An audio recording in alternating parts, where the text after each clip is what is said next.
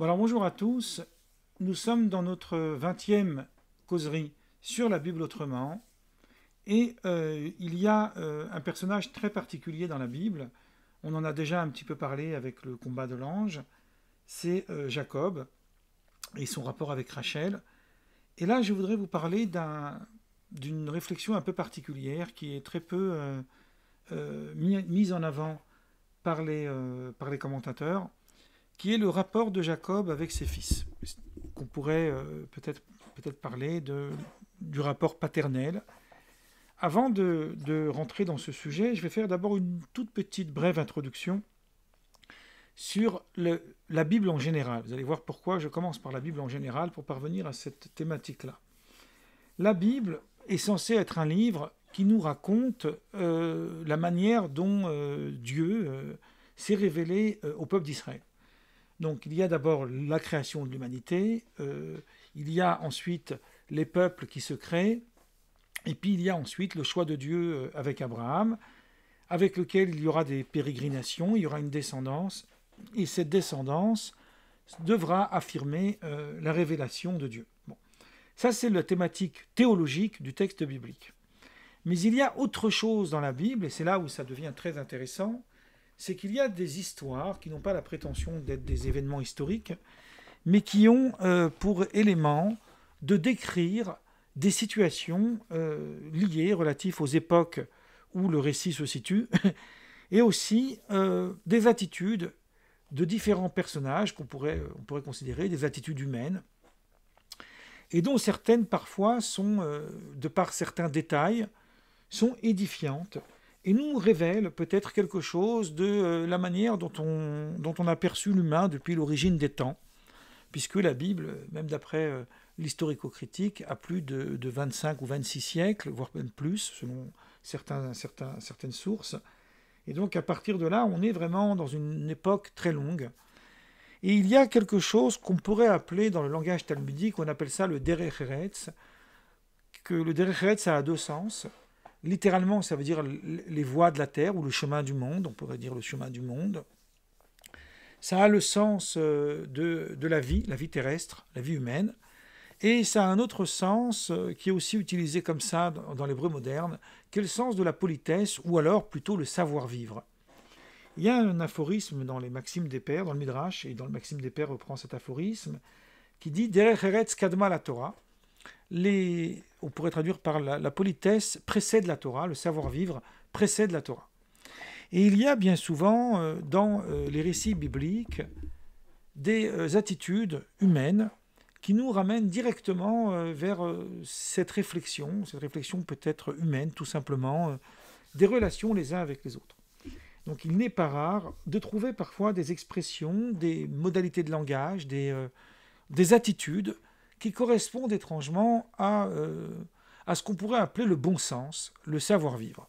C'est presque à la manière kantienne de considérer l'attitude morale humaine des uns avec les autres. Alors, je ne suis pas là pour parler de philosophie ni pour parler de Kant, mais il m'a semblé intéressant, à travers quelques exemples dans l'attitude de Jacob, de vous montrer ce sujet. Jacob, on ne va pas le représenter, on l'a déjà fait. C'est un personnage très important dans la Bible, puisque c'est lui qui va, après le combat de l'ange et son combat avec Ésaü, prendre le nom d'Israël. Il va s'appeler Israël. Et c'est lui qui va donc être le père des 12 tribus d'Israël, duquel descendra donc le peuple juif qu'on connaît aujourd'hui. Alors après, je ne suis pas dans l'historique pour savoir les origines de chacun. On est dans des archétypes, évidemment. La question de savoir où sont nos origines a très peu d'importance dans ce que je dis ici, en tout cas. Et il se trouve que Jacob a eu deux épouses, mais plus deux concubines, donc ça fait 4, avec lesquelles il a eu les 12 tribus d'Israël. La femme qu'il a le plus désirée, on connaît l'histoire, c'est Rachel, avec qui il n'a eu que 2 enfants, Benjamin et Joseph. Alors, le récit, peut-être l'un des récits, ou peut-être le récit le plus fascinant de la Bible, c'est le récit de Joseph et ses frères. La tension entre ses frères et Joseph. Je vous prévois des séances à ce sujet. Là, je vais prélever 1 ou 2 éléments liés à cette histoire pour m'attarder non pas à l'attitude de Joseph, ni au contexte de l'histoire biblique entre Joseph et ses frères, mais à l'attitude de Jacob face à cette histoire. C'est une attitude un petit peu fascinante qui nous révèle, si on va un peu plus loin que la littéralité du texte, l'attitude de Jacob face à ses enfants. Alors, il y a plein d'exemples qu'on pourrait apporter, notamment l'affaire de Dinah. Je verrai si je ferai une causerie là-dessus. Hein, l'affaire de Dinah, où vous savez, elle a été violée. Et il y a eu tout un récit autour de cette histoire. Alors, là, je vais prendre le songe de Joseph, où, à travers ses rêves, il se voit être l'apôtre, on va dire, de la royauté d'Israël, et à partir duquel les autres frères devront se prosterner. Et le récit nous raconte, je vais lire rapidement ce récit, parce que je voudrais parler de 2 exemples. Israël préférait Joseph à tous ses frères, car il l'avait eu dans sa vieillesse. Alors, il l'avait eu dans sa vieillesse, ça c'est un élément, mais il y a aussi l'élément que Joseph est le fils de Rachel. Ses frères, voyant que leur père le préférait à eux tous, le prirent en haine. Donc là, on a un petit peu une redite de Caïn et Abel, avec l'histoire de la jalousie des 2 frères. Et tout d'un coup, le texte nous dit, Joseph eut un songe qu'il raconta à ses frères, et ce songe provoqua encore plus la haine de ses frères. Nous étions en train de lier des gerbes en plein champ, quand ma gerbe se dressa et resta debout. Vos gerbes l'entourèrent et se prosternèrent devant elle. Ce songe provoqua un redoublement de haine de la part de ses frères, qui lui dirent, alors là, les frères, ils ont compris qu'à partir du moment où il y a la gerbe centrale, où toutes les autres gerbes se prosternent, c'est qu'il y a une royauté qui est évidemment celle de Joseph. Et là, les frères lui dirent, voudrais-tu régner sur nous en roi et nous dominer en dominateur? Et Joseph, il raconte ensuite un second rêve, donc il enfonce le clou, avec la fameuse histoire des étoiles, la lune et le soleil, et 11 étoiles qui se prosternent devant moi. Là encore, Joseph voulait signifier la royauté de Joseph dominant sur ses frères. Cette question de la royauté de Joseph qui domine sur ses frères, on en parlera à une autre causerie. Là, j'avance. Et là, Jacob, faisant montre de ne pas accorder d'importance significative à ce rêve, alors le texte est très précis. Jacob sait qu'il y a quelque chose dans ce rêve de prémonitoire. Mais il ne veut pas que ses frères l'entendent comme ça, parce qu'il sait que s'ils l'entendent comme ça, il risque d'être mis en danger. Donc ce que va faire Jacob, c'est qu'il va dénigrer, ou en tous les cas, il va amoindrir le scoop de ce rêve, et il va lui dire, quel songe as-tu eu là? Aurons-nous, moi, ta mère et tes frères, à venir se prosterner à terre devant toi? Donc, il y a ici, le texte décrit que Jacob a peur de la réaction peut-être excessive des frères suite à cette jalousie. Donc il va essayer de protéger Joseph face à ses frères, mais sans véritablement le dire clairement. Parce qu'il veut aussi que ses frères soient, comme on pourrait dire, ne soient pas trop affectés par l'affection excessive que Jacob accorde à son fils Joseph. Alors, il y a ici quelque chose de très intéressant. C'est quelque chose que je dis en passant parce que c'est quand j'étais beaucoup plus jeune et que j'étudiais la Bible, c'est une des choses qui m'avait toujours un peu marqué. Juste après, le texte nous raconte que les frères de Joseph ils sont allés à Sichem pour faire paître le troupeau de leur père. Et tout à coup, Jacob, donc, qui s'appelle Israël dans ce verset, s'inquiète de leur situation. Il veut savoir si tout va bien. Et il va dire à Joseph, tes frères ne font-ils pas paître le troupeau à Sichem? Viens, je veux t'envoyer vers eux. Et il lui dit va, je te prie, et vois si tes frères sont en bonne santé. Et si le troupeau est en bon état, et tu me rapporteras des nouvelles. Donc il l'envoya de la vallée d'Hébron, et Joseph alla à Sichem. Et c'est à la suite de cette mission que les frères de Joseph, on va le voir juste après, vont vendre Joseph en esclavage. Ils vont d'abord vouloir le tuer. Donc, ce qui est intriguant, c'est qu'on a l'impression que Jacob oublie quelque part qu'il avait déjà essayé de préserver son frère de la haine de leur frère, de préserver Joseph de la haine de leur frère. Et donc, il y a eu quelque chose là où il fallait que Joseph soit protégé. Et pourtant, Jacob semble un petit peu rêver et oublier un petit peu où il en est. Et il envoie Joseph, c'est un petit peu, voilà, c'est peut-être de là que vient l'expression, il l'envoie dans la gueule du loup. Et donc le texte va nous raconter que quand ils arrivent, tout d'un coup, ils vont décider de vouloir le tuer.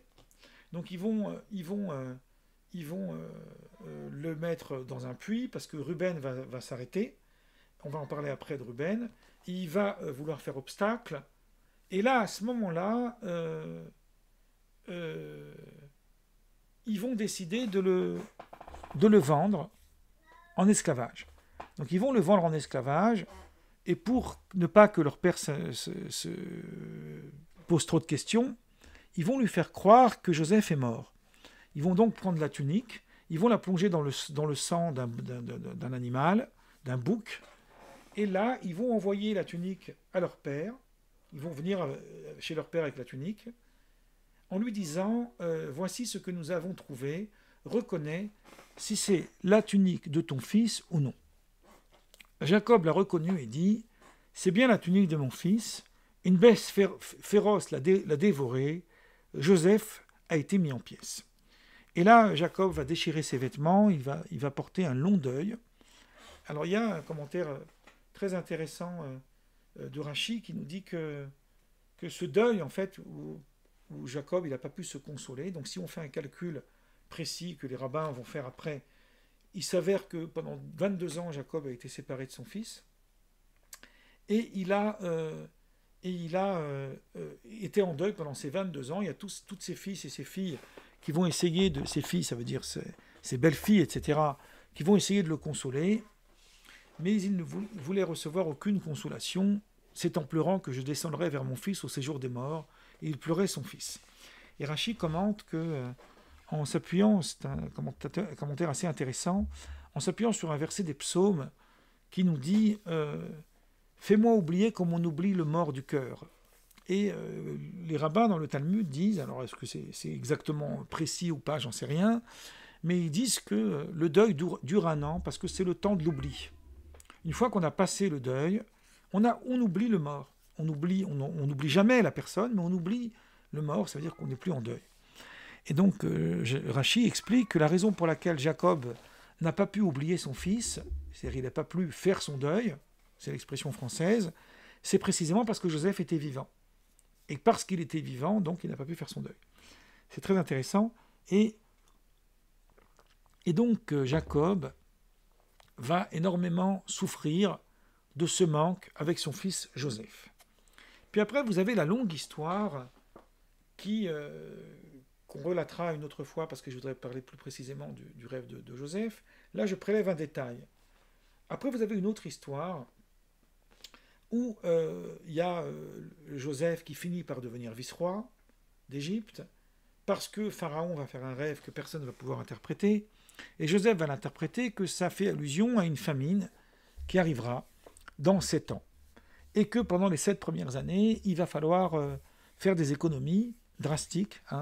C'est le moment de faire des économies. C'est tout un système économique qui va se mettre en place pour permettre à la société égyptienne de pouvoir vivre les 7 ans de famine sans trop de souffrance. Et ce conseil, qui est quand même important, va faire en sorte que Joseph deviendra vice-roi d'Égypte. Et donc Jacob ne va plus avoir de quoi manger, et il va envoyer les enfants chercher de la nourriture en Égypte, puisque le bruit s'est propagé qu'en Égypte on pouvait acheter de la nourriture. Donc ils sont arrivés en Égypte, et là Joseph va les reconnaître sans qu'eux le reconnaissent, et il va un peu jouer avec eux. Il y a un très très long récit qui dure vraiment très très long, quand on sait la manière dont la Bible raconte les petites histoires d'une façon assez brève. Là elle est très prolixe, elle rentre dans beaucoup de détails. Et il y a une histoire très longue. Et pendant cette histoire, Joseph va les mettre à l'épreuve. Il va les mettre à l'épreuve, et à un moment donné, il va s'intéresser à tous les détails de leur famille, et il va s'intéresser au petit frère, Benjamin, qui est tous ses autres frères sont des demi-frères, mais Benjamin, c'est son frère entier. Et il va vouloir faire un stratagème pour que Benjamin le rejoigne. Mais évidemment, le père ne va pas vouloir laisser partir Benjamin. Et voilà ce que le verset nous dit. Il s'approche de Jacob et il leur dit qu'il faut qu'ils prennent avec eux Benjamin, parce que s'ils ne prennent pas Benjamin, Joseph ne libérera pas, il me semble que c'est Judas qui était resté là-bas en prison.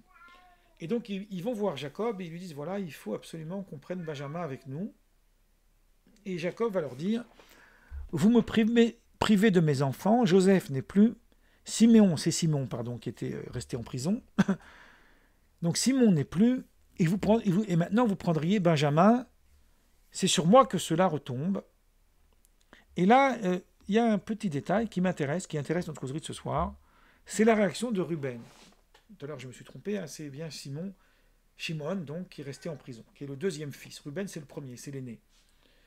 Ruben va dire à son père, je te laisse mes 2 fils en gage, tu les feras mourir si je ne te ramène pas Benjamin, remets-le entre mes mains et je te le ramènerai. Donc Ruben s'engage à le ramener en échange de ses 2 fils. Et la réponse de Jacob me fascine beaucoup. Il va lui dire, mon fils, donc Benjamin, ne descendra pas point avec vous, car son frère est mort, et il reste seul. S'il lui arrivait un malheur, dans le voyage que vous allez faire, donc s'il va mourir lui aussi, c'est ça que ça veut dire ici dans le contexte, vous feriez descendre mes cheveux blancs avec douleur dans le séjour des morts. Il reprend à chaque fois cette même expression, pour montrer à quel point Jacob souffre de l'absence de Joseph. Et là, il y a un midrash qui dit qu'il y a cette phrase que Rachi, d'ailleurs, reprend dans son commentaire. Il a cette phrase que je vous livre telle quelle. Cet enfant est fou. Cet enfant, c'est-à-dire Ruben, est fou. Il pense que ses enfants ne sont pas aussi les miens. Il y a ici quelque chose qui me fascine énormément. On pourrait gloser à l'infini. C'est quoi cette attitude de Ruben? D'imaginer que le grand-père, il va être capable de tuer ses petits-enfants parce qu'un de ses fils est mort. Bon, ils sont dans une situation tragique. Il faut aller sauver un des enfants qui est en Égypte. Pour sauver cet enfant qui est en Égypte, c'est-à-dire Simon, il va falloir que Benjamin aille avec eux. Jacob a peur, jusque-là, ça se comprend. Et Ruben est prêt à laisser mourir ses enfants. Alors, il sait qu'il ne va pas mourir. Mais c'est une façon de dire, je suis tellement ferme que je prends sur moi l'engagement de ramener Benjamin, qu'à ce moment-là, je suis prêt même à laisser mourir mes enfants. Alors, ils ne vont pas mourir, mais je suis prêt à aller jusque-là. Et Jacob ne comprend pas du tout l'attitude de Ruben. Et pour lui, non, il n'y a aucun enfant qui va mourir. Ça a été pareil lorsque Ésaü a voulu tuer son frère Jacob. Le texte nous raconte longuement, il décrit aussi longuement à quel point Jacob il a voulu protéger ses enfants. C'est pour ça qu'il les a séparés en 2 groupes.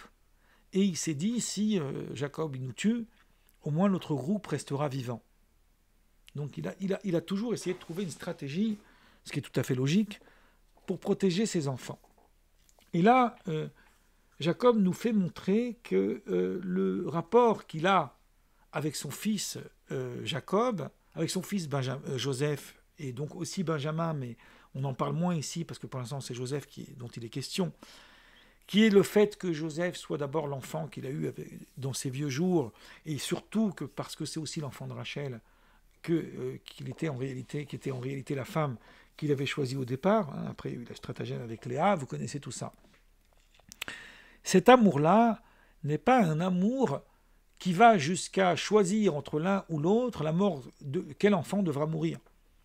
C'est pas comme ça que ça fonctionne. On peut avoir, quand on est un père, une préférence pour un des 2 de nos enfants parce qu'on estime qu'il nous respecte plus, ou parce qu'on est mieux content de sa réussite sociale, par exemple. On peut donner différents exemples. Mais en réalité, on aime, au fond de nous-mêmes, dans notre chair, on aime nos enfants pareil. Il n'y a pas de différence entre l'un ou l'autre. Et s'il arrivait un accident à l'un ou à l'autre, notre souffrance serait identique. Donc, Jacob, pour lui, que ce soit son enfant ou son petit-fils, l'amour est le même.